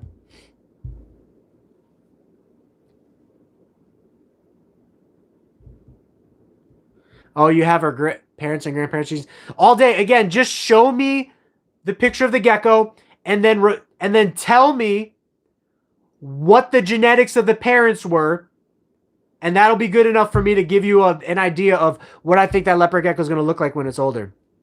No problem, Gecko Boy. Better late than never. Appreciate you coming. I'm looking to start breeding geckos full-time as a business. Any tips or help you can offer? Yeah, I'm actually going to do a video on that soon. But watch the beginning of this stream because we talk a little bit about the reptile business. In any business, it's a good idea to have multiple streams of revenue. That's called covering the spread. In case any animals get sick, in case a collection dies, in case your state bans a certain species of reptile that you can no longer sell or work with, like what's happening in Florida. It's a good idea to have many streams of revenue. At GeekyGeckoCreations, we are making, it's not much right now, but we're making a little bit of money off YouTube. We're making a decent amount of money off of roaches. In the future, we will be making money off of geckos, ball pythons, tegus, dumerals boas, ribbon snakes, any other species that we wind up breeding. But those are the main species that we're working with right now. So that if anything happens in any of those supply chains, we still have other revenue chains to generate income from. That's my biggest tip. Especially if you're going to be doing reptiles full time, get to know Morph Market. I have 2 videos on how to use Morph Market. One for beginners and one for sellers, for business owners. Watch both those videos. You don't have to, but I highly recommend social media and creating a brand for yourself on social media and interacting with other people's social media to get to know people more, and collaborating with other people's social media so that your followings can combine with each other. So those are a couple starter tips. Also, if you're going to do it full time, that means that you're going to need a lot of animals. Like if you don't have another job, you are only breeding the animals, you are going to need a lot. Let me say this again. A lot of animals. The reason is because not every female is going to produce for you great every year. You might spend $10,000 on a female and she doesn't produce anything for you.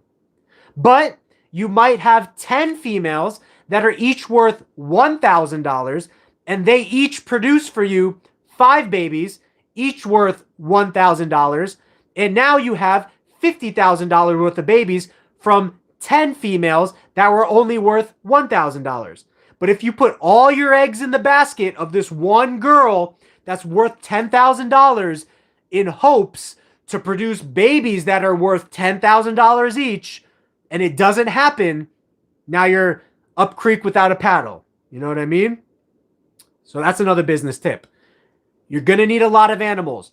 You have to gear up mentally that if you have a lot of animals, you are going to be sacrificing quality time with your animals for quality care for the animals.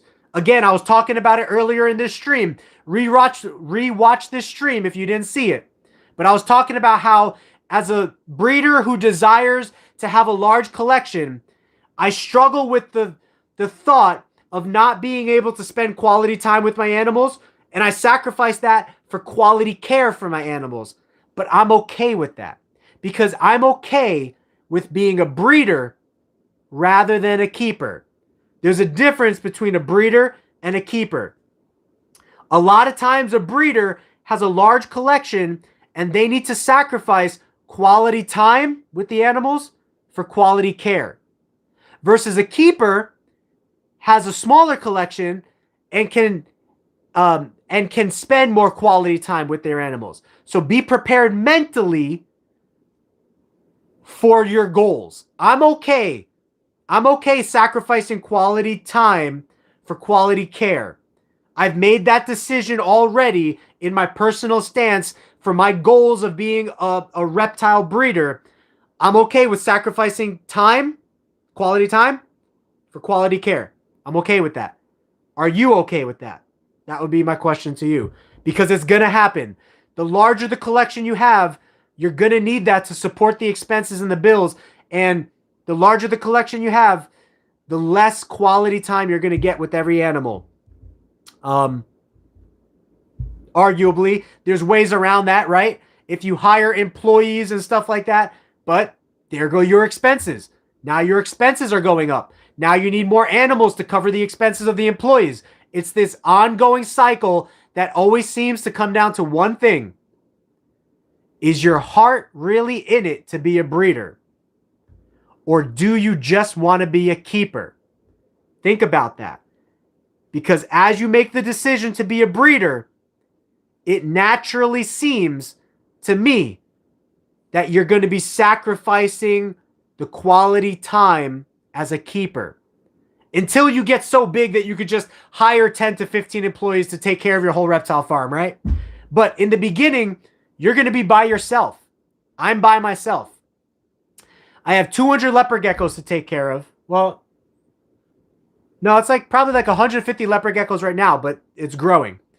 150 leopard geckos to take care of, a crested gecko collection with the gargoyle gecko, a ribbon snake collection that is growing and producing babies, 50 ball pythons that are growing and producing babies, 2 large Dumerals boas that are breeding and producing babies, 5 outdoor Tegus that are breeding and producing babies, Savannah monitors that are growing and going to be producing babies, bearded dragon, social media, which is a beast and takes a lot of time.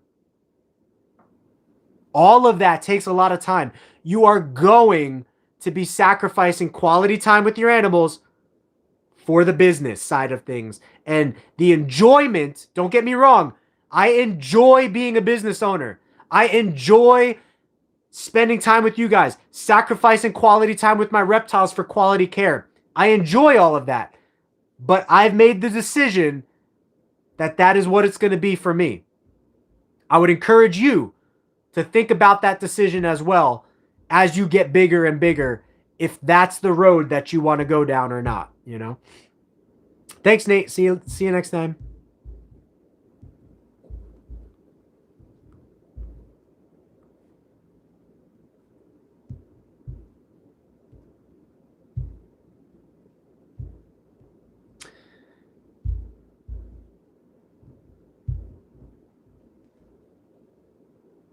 So, Gecko Boy, any new morphs that have popped up in my breeding program? Nice reverse stripe, by the way. I popped up a reverse stripe that looks strikingly similar to a cipher. I really don't think it's a cipher, but a small part of me is hoping that it is, because the cipher gene is a new recessive gene that is that came from John Scarborough's collection. But a lot of the geckos that I have, there's a good chance that they came from his collection. And so the cipher gene has randomly started popping up in other people's collections. And so I'm hoping that maybe it decided to pop up in my collection. I'm not hopeful that that's the case, but I have a bold striped leopard gecko that popped out with a black stripe down the back. And then it looks just like a cipher, but I really think it's just a reverse stripe, but it looks just like a cipher. So, and then the other thing is the Lemon Frost project that we're working, where we're crossing it out to the Turkmenikis geckos. We've started to pop out. First, the guy that we got the project from, he first popped out the first one. But now this season, we've popped out a bunch more. I call them Ghosty Turks or Ghost Frosts because they are very, very pale white and they have a very palish appearance to them. So there might be something going on with that. Other than that, we are getting some fine quality bold stripes with some beautiful coloration, and they're also white and yellow bold stripes. And we're getting some fine quality tangerines with some green coloration and purple coloration in there. So we're just developing some really nice geckos other than that. Thank you for the comment on the reverse stripe too. Yeah, empty back is amazing. Yeah, it's really cool. That's why we want to have a place, Brenda, where people can come to our facility and geek out over the reptiles. Ask questions, picture walking into a reptile facility and there being a genetics lab or a genetics section on one side, a medical section on the other side, where you can learn about the medical side of keeping reptiles, do-it-yourself medical procedures and care solutions, and then a breeding wing where you could go and actually see the breeding animals and pick out babies, you know, and then a baby wing, right? Similar to a hospital where they raise, you know, they have all the babies in one wing. We would have all our baby leopard geckos, right, in like one wing. So that's the ultimate dream and goal, right? And I struggle with the thought every day, do I want to breed ball pythons? Do I want to breed Dumerils boas? Do I want to breed Tegus? Or do I want to just breed leopard geckos? Because I could get so much bigger, so much faster if I breed just leopard geckos. But at the end of the day, I'm a herper. And herpers love the variety of reptiles. And even though I gravitate towards leopard geckos the most, like if somebody, you know, if somebody told me right now, like threaten my life or whatever, and they're like, choose one reptile to work with out of all the reptiles you're working with and only one, I would choose leopard gecko. But since I don't have that ultimatum, I have the ability to work with other species that I like and enjoy as well. What does a Tremper albino do to other morphs, such as a blizzard or max snow? Oh, let me show you.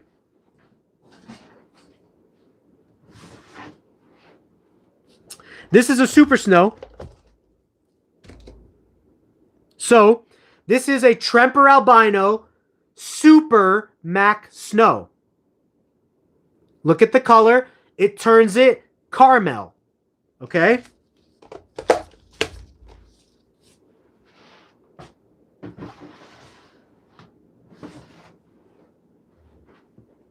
Actually, let me show you.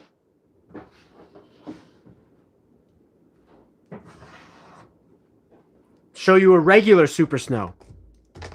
So here's a super snow that is not albino. Look at the color.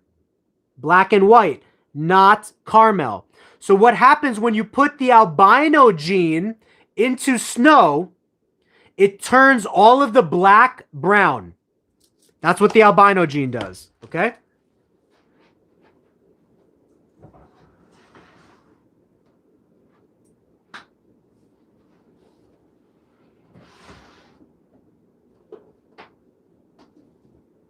Hi, sweetie boy. Okay, let me show you brothers.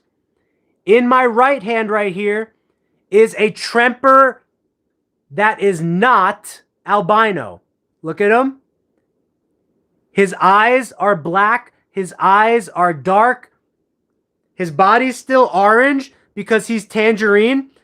His tail has black dots because he is not albino.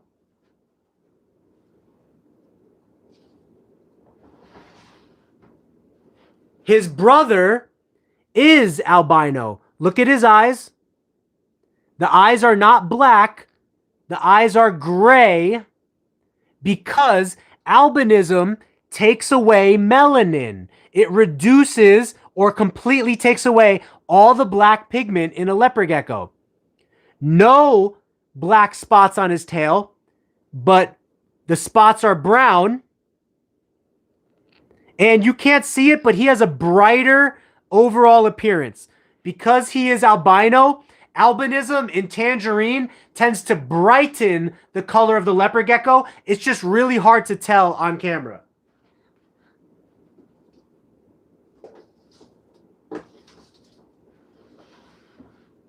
So that's just a couple examples of what happens when albino gets mixed into different genes. And same thing with the blizzard. I'll show you that real quick, and then that'll be it.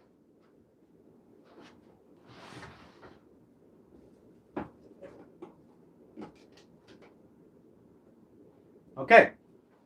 Normal blizzard. Look how purple, gray, and dark this animal is. Normal blizzard. Non-albino.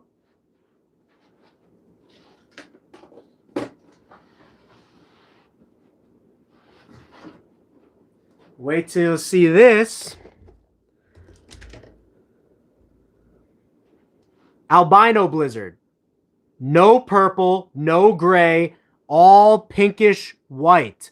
That is because of the albino gene. This guy's also eclipsed, so you can kind of see he has solid red eyes. But the main thing that I'm showing, is he's not purple. He's whitish pink. That's what the albino gene does. Albinism takes away all black pigment, with the exception of a little bit of black hues that stay in the gecko's eyeballs. But on the gecko's body, the black will turn to brown, you know, and everything will lighten up. So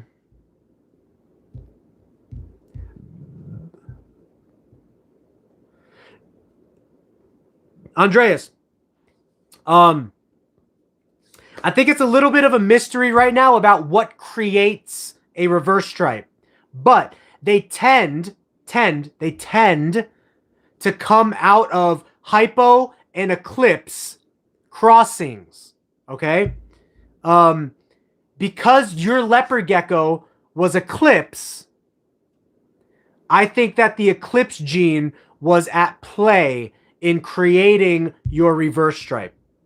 But I've also noticed that it also a lot of times comes from leopard geckos that are hypo, which means like less pigment on their back, less pattern on their back, or even super hypo, which means no pattern on their back.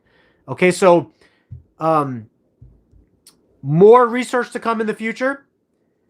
It is a little bit of a mysterious topic to my knowledge. The people that I've talked to say that it tends to come from eclipse bloodlines. In my collection, it has come from hypo and eclipse bloodlines. Like, but usually the eclipse. Let me think about this. If I've ever got it from a hypo. See, my hypos are also het for eclipse. So no matter what, the common factor seems to be the eclipse. And because your leopard geckos were het for eclipse, I would venture to say it was the eclipse gene working within the genetics causing that reverse stripe. Next year, we will be selling a ton of tangerines. So stay tuned. We're shooting to have 500 to 1,000 babies next year.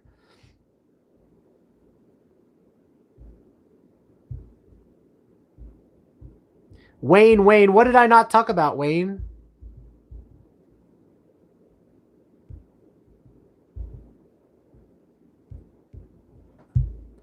Yes, I talked about it, Wayne. None of the parents have the hypogene. Oh, okay. That would be cool. I am already collaborating with other breeders, so HMU, we can take that into that. Yeah, man. I mean, I think collaboration is the future for sure, especially in this hobby, because it's just the way that more awareness grows. Your friends get into it because you're into it. Other people you know, you can talk to and support people that I don't know. You know what I mean? So, because at the end of the day, one person can't rule the world, right? Like, and I hear a lot of breeders always talk about it, is that there's enough business to go around.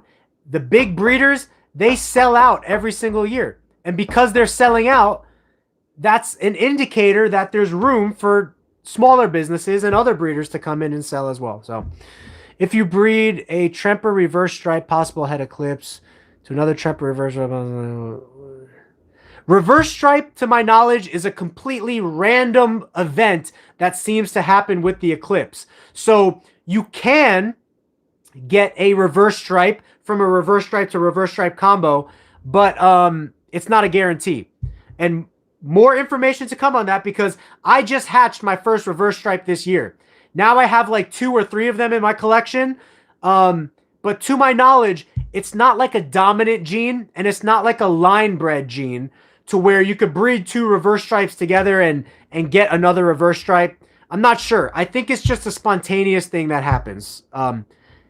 It might be a line bred thing, because line bred is often pattern replication, right? So reverse stripes are pattern going down the back, and pattern replication can often be promoted with line breeding, right?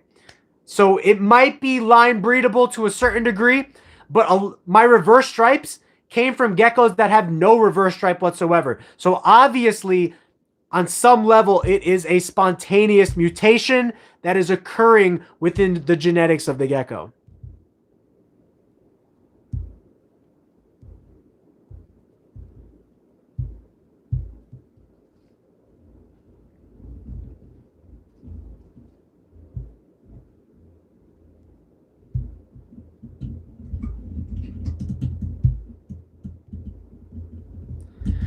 So Cypher, if you go to geckoboa.com, John has a article on the Cypher gene, but it's basically a new recessive gene that has come into leopard geckos over the last like 5 years. He really kept it on the hush hush for a while. He did not talk about it. So he's had it in his collection for like 5 years, but then it started spontaneously popping up in other people's collections. And so he knew he had to talk about it, but he wanted to make sure, just his personal stance, he wanted to make sure he really had something before coming out with the fact that he had something. But last year he officially came out on video with, you know, that he has something, and it's also on his website. It's basically a color enhancer, a pattern changer, and an eye pigment changer. So it's got all three things that you could want in a leopard gecko, and I think it has really good hope of being worked into tangerine and albino and some other cool projects and seeing what comes out of it. But as of right now, it's still very, very new, and not a lot of creative combinations have been done with it that I've seen. So super snow eclipses are great, fantastic, love them. Yeah, we'll be breeding super snows and super snow eclipses in the future. The only thing that would stop me is I want to breed black knight into snow, so I might breed my black knight into all my super snows. But other than that, we have a bunch of super snows that we can create more super snows from. Super snow eclipse is great. They usually run about $150, $200, you know. Thanks, Brenda. Appreciate it. Yeah, send me a picture, Andres. Send me a picture. GeekyGeckoCreations@gmail.com, or find me on Facebook or Instagram, GeekyGeckoCreations, and message me. See ya, Brenda. Because I talk to more and more geckos, I'd not know if you know him. He was the one that told me they were both reverse stripes. I don't really know. Yeah, send me a picture. Thank you, Gregory, for sharing the link. So, I just got to the end of the questions right now.